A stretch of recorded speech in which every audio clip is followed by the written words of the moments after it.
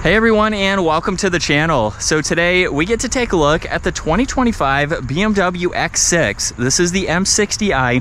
It's finished off in Dravit Grey Metallic.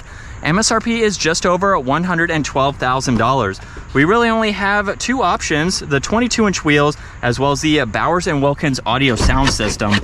Aside from that, everything else is included, so a little bit more on the basic side with those few options. But let's start off with what this is powered by, which is the 4.4 liter twin turbo V8. This is paired to both the 48 volt hybrid system along with the 8-speed automatic, and it pumps out 523 horsepower, 553 pound-feet of torque. That power sent through that xDrive all-wheel drive system, propelling this 5,300 pound SUV from 0 to 60 in 4.2 seconds. It has a top speed of 155 miles an hour. Now, as we work our way to the exterior styling, this model has a lot of gloss black. There's also matte black for the kidney grille, forward-facing camera with plenty of cutouts there. There's the dark housings for those LEDs, as well as the parking sensors in the lower section. There's a sensor for the distance pacing, and then a lot more cutouts spanning the entire lower section. And then a few lines that come down the hood just to give it a really nice look. Now we have those optional 22-inch wheels finished off in gloss black with the massive red M Sport brake calipers. There's also gloss black for the power folding side mirrors, which also have the turn signal and a camera. More gloss black for the entire window trim. Full moonroof up top. There's a trim accent behind that front tire, and then some nice lines that run down the side. You'll notice too with the X6, you get that coupe-like design versus the traditional SUV design. There's also more gloss black for the spoiler. There's a dark housing for those LEDs, as well as parking sensors, the quad tip dual exhaust, which you can start remotely if you'd like to. And then you can also use the key fob to open up the liftgate, or you can use that button up underneath. And even though this has that design to it, you might lose a little bit of height for your cargo, but other than that, there's still plenty of space. There's also the hidden spare up underneath, and then some tie downs. There's access to the battery, a few hooks, and then you even have the removable cover here, so you can take it one step further, completely remove that, and even fold down the back seats if you need a little bit more space. You can also just close the liftgate or use that button over on the right side to lock the vehicle as well. And then this has the Tartufo merino leather, which is a nice combo. There's also black leather. There's the manual adjusting sunshade, ambient lighting, wood trim, the Bowers & Wilkins, and then some storage in that lower section.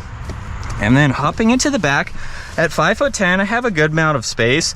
There's storage pockets, climates, you get heated seats, all of your climate adjustments, a little bit of storage, and a 12 volt. You can also attach tablets and charge them from the back seats, which is nice. And then right in the middle, we have the armrest to pull down. You have a little bit of storage on the back side, and then cup holders in the front there. And then you can also fold down this middle seat individually if you need a little bit more space. And then even with that pillar there, you can still see around it. So it's not all that bad as far as visibility goes, and this even has alcantara for the entire headliner. Now the driver's side here has the memory seating adjustments. You can even control the front passenger seat by using the controls on the driver's seat there, which is nice. And then you have the liftgate release. There's all the window adjustments, side mirror controls, and then everything else is identical to the rear. M60i is also an illuminating badge.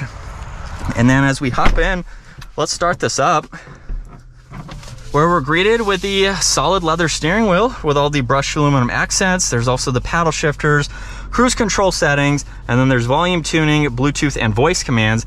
And then the button right in the middle, you can go through the digital gauge cluster. So currently we're looking at miles per hour on that left side, along with some info on the center there, but we can also adjust the layout too.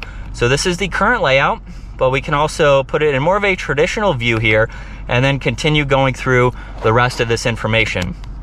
You even have the augmented reality system that you can go through, and then a few other vitals that you can monitor. The last one is for the head-up display. So you have 4 different settings you can go through if you want to see your compass, your RPM, or hide that information. So that's pretty much all you get with the digital gauge cluster there. On the left side, there's some storage as well as the headlight adjustments. And then for the infotainment system, you have the map on one side along with various info on this left side. So this is your home screen, and then the entire lower section is fixed.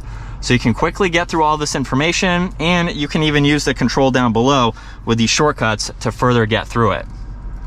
So you have Apple CarPlay, Android Auto, all of your interior lighting that you can quickly get into. There's your climates, navigation, and music. And then if you just push over here, you have your heated and ventilated seats as well as a heated steering wheel, and then your temperature adjustments. There's wood trim underneath that, along with air vents, power and volume, as well as tuning. If I open up this compartment, there's wireless charging and storage, cup holders, and auxiliaries. And then we can push on the crystal shifter to put this into reverse, where you have the backup camera. This model also has the backup assistance. And then you have a few different angles here that you can get into as needed. There's also drive and sport mode, and then park is just behind that. Now there's traction control, parking sensors. You have crystal for the engine start stop, as well as that rotary dial, and then the various drive modes to get into. So you can quickly go through all of these depending on the throttle response that you would like. Auto hold and the e-brake just behind that. You have a split design for the armrest there. There's also plenty of storage in the glove box, as well as the illuminating M logo there with those lines. Garage door buttons are up top, and then you have the adjustments for the sunshade and the sunroof.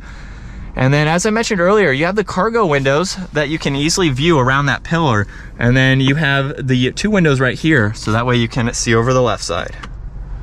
And while we still have it in sport mode, second gear, here we go.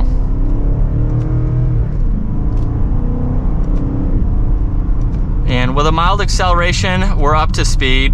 It's not all that loud either, even with that iconic sound icon on, which is basically some piped in exhaust notes that you can turn on or turn off just depending on how you feel for the day.